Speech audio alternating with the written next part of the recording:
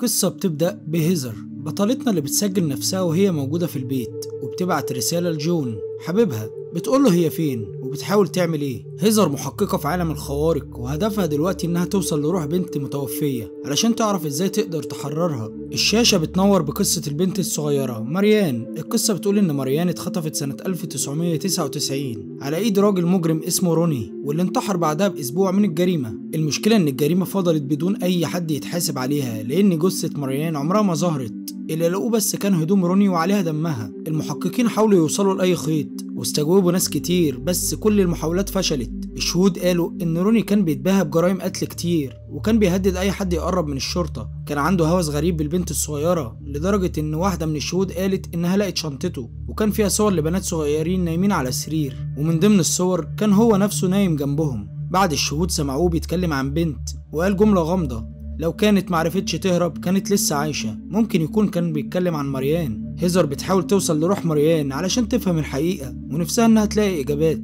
المشهد اللي بعده بنشوف ست اسمها روزا وهي بتنظف بيتها، فجأة بتسمع اصوات غريبة وبعد ما بتبص حواليها بتشوف الباب بيفتح لوحده. احساس مرعب بيخليها متوترة. تاني يوم روزا بتكلم هيزر وبتحكي لها على اللي حصل، وهيزر في الوقت ده كانت بتحقق في بيت مسكون تاني بس بتوافق تيجي عندها تاني يوم. لما بتوصل روزا بتقول ان الحاجات الغريبة دي بتحصل كل يوم الساعة 5 العصر وانها في الاول ما اهتمتش بيها بس مع الوقت بقت بتزيد وبتخوف اكتر. هيزر بتحضر معداتها وبتلف في المكان مستنية اي حاجة تحصل. فجأة الباب بيفتح اكتر وبتحس برياح قوية غريبة كأن حد عدى من قدامها، وده نفس الاحساس اللي روزا حسيته قبل كده. في نفس الليلة هيزر وهي نايمة بتحلم ببنت صغيرة في الدور اللي فوق نفس المكان اللي كانت فيه، وده بيخليها مش عارفة تنام فبتشغل النور علشان تهدى. وتاني يوم بيكلمها صاحبها جون وبيقول لها انه خلاص انهى علاقته بحبيبته بعد ما كانوا بيتخانقوا كتير. هيزر بترد عليه بتقول له ان ده شيء كويس لانها اصلا شايفة ان البنت مش مناسبة ليه وبتنصحه يدور على حد احسن، وكمان بتحذره انه ما يتصلش بيها تاني الليلة. وفي نفس اليوم بالليل هيزر بتنزل علشان تجري وبتقابل جون وبتحس انه رايح لحبيبته القديمة فبتبص له بنظرة خيبة امل، ومع ذلك بيوضح انه رايح يزور والده في دار المسنين مش لحبيبته القديمة. لما بترجع هيزر البيت بتلاقي تليفون من والدتها بتسألها لو هترجع البيت في عيد الشكر، وواضح ان هيزر بتمر بظروف صعبة وبقت بعيدة عن عيلتها. هيزر بتاخد عصير برتقان وبتخلطه بالكحول ووقتها الشاشة بتنور بأفكارها وبنعرف انها وحشها والدها جدا. فقدانه مأثر عليها بشكل كبير، حاسة ان حياتها واقفة وكأن الوقت متجمد عند اللحظة اللي فقدته فيها. حتى التنفس بقى صعب عليها كل يوم، يمكن ده السبب اللي خلاها مهووسة بالعالم الروحي. يمكن تقدر تتواصل معاه وتفهم ليه سابها فجأة. تاني يوم بترجع هيزر للعيلة علشان تراقب أي إشارة روحية باستخدام معداتها لكن مفيش حاجة بتحصل. بعدها بنشوف ذكرى لهيزر وجون قاعدين في الجنينة بيشربوا شاي وهو بيحكي لها عن ست عجوزة في دار رعاية والده عندها قدرة إنها تتكلم مع أرواح الأحباء اللي ماتوا.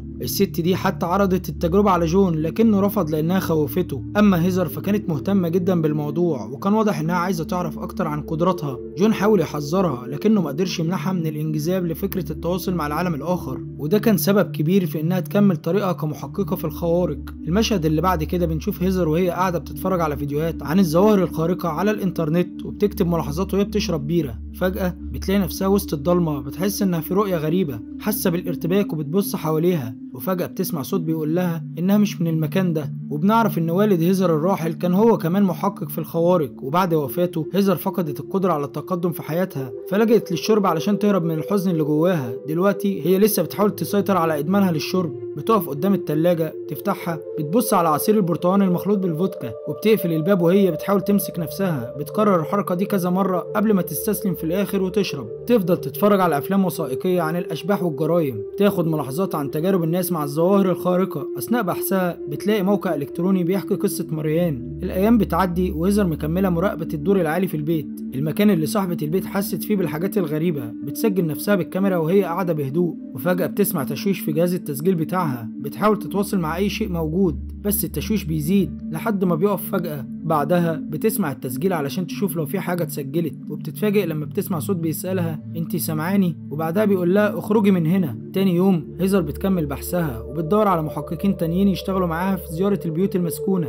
بتكلم ناس كتير بس معظمهم بيرفضوا التعاون معاها وده بيخليها تحس بالإحباط، لكن أخيرا واحد من المحققين بيرد عليها وبيوافق يشتغل معاها. بعد ما اتأكدت إن المحققين متاحين، بدأت هيزر تدور على قصص تانية على الإنترنت عن الأنشطة الخارقة. لقت قصة عن ست بتسمع صوت بنت بتعيط في بيتها كل ليلة، فبتتصل بيها وبتعرض عليها إنها تساعدها، والست بتوافق. في الليلة دي هيزر بتلاقي نفسها في حلم غريب تاني، المرة دي محبوسة في الضلمة بتسمع أصوات حواليها بس اللغة غريبة مش فاهمة هما بيقولوا إيه. فجأة بتلمح مريان وهي مادة إيديها ليها. هيزر بتصحى مفزوعة من الحلم. تاني يوم بتروح هيزر هي وشريكها المحقق للبيت المسكون. صاحبة البيت بتستقبلهم وبتشرح لهم إنها كل ليلة بتسمع صوت بنت بتعيط في القبو. بيقعدوا كلهم على الترابيزة وهيزر بتشغل المعدات بتاعتها علشان تشوف لو هتسجل أي نشاط خارق.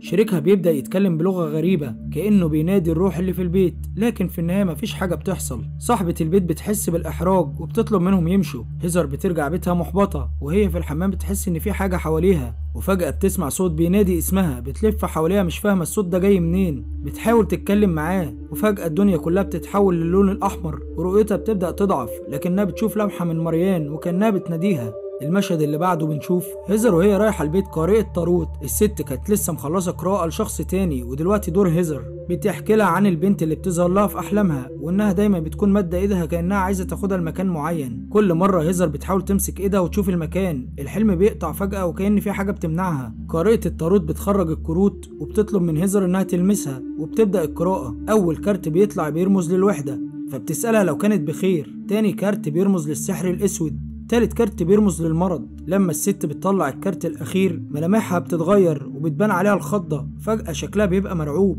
وبتطلب من هيزر تمشي من غير ما تدي أي تفسير. في الليلة اللي بعدها هيزر بتحلم تاني، المرة دي بتلاقي نفسها واقفة لوحدها في الضلمة ومفيش حاجة عليها كأنها مجرد روح. فجأة بتسمع صوت راجل بيقول لها إن البنت محتاجاها. بتبص قدامها بتلاقي مريان واقفة مادة إيديها ليها. الصوت بيقول لها خديها. المرة دي هيزر بتاخد إيد مريان وبتتابعها وأخيرا بتقدر تشوف كل حاجة بوضوح، واللي بتشوفه كان رهيب لدرجة إنها بتبدأ تعيط وتصرخ. تاني يوم بتطلع هيزر للدور العالي في البيت وبتحاول تتواصل مع الروح من خلال جهاز التسجيل بتاعها. فجأة النور بيبدأ يومض والهواء بيهب بقوة. هيزر بتحس إنها متوترة وفجأة حد بيحط إيده على عينيها من وراها. في اللحظة دي بتشوف رؤية واضحة لمريان وهي بتحاول تهرب من خاطفها. مريان بتجري وتدخل أوضة وتقفلها على نفسها على أمل إن الراجل الشرير ما يوصلهاش، لكنه بيتابعها وبيفضل يحاول يفتح الباب لحد ما بيقدر في الآخر. مريان مش قادرة تعمل حاجة، قاعدة في الركن بتعيط، وبعدين الراجل بيهجم عليها وبيقتلها. الرؤية كانت قوية لدرجة إنها أثرت على هيزر جسديا، بقت بتترعش وهي بتحاول تفتح عينيها، لكنها لما بتفتحهم بتلاقي مريان واقفة قدامها فبتمشي وراها. ودلوقتي هيزر بقت متأكدة إن روح مريان محبوسة في اللحظة الرهيبة دي وإنها محتاجة تتحرر. إيد بإيد هما الاتنين بيروحوا لنفس الباب اللي استخبت وراه مريان. البنت بتقفل الباب تاني كأنها لسه بتحاول تهرب ومقبض الباب بيتهز، لكن المرة دي اللي بيفتحه مش الراجل الشرير لكن هيزر. بتاخد ايد مريان وبتخرجها بره. للمرة الأولى مريان بتحس بالراحة لأنها أخيرا قدرت تهرب بأمان. هيزر نجحت في مهمتها وقدرت تساعد الروح اللي كانت مستنية المساعدة بقالها سنين. دلوقتي هيزر بتاخد مريان للنور وبتحررها من المكان اللي كانت محبوسة فيه، وأخيرا روح مريان بتقدر تستريح بسلام. وبعد تحقيقها الناجح في قضية مريان، هيزر بتتمشى حوالين المكان بتحاول تستوعب اللي حصل. المشهد الأخير بنشوفها وهي بتزور قبر والدها مبتسمة بفخر. دلوقتي هي متأكدة إنها ماشية على خطى والدها المتوفي وعارفة إنه كان معاها بيساعدها طول الوقت. وبنتعلم من القصة إن مواجهة الماضي والتصالح معاه هو اللي بيحررنا وبيخلينا نكمل حياتنا. وبتنتهي القصة هنا. سلام.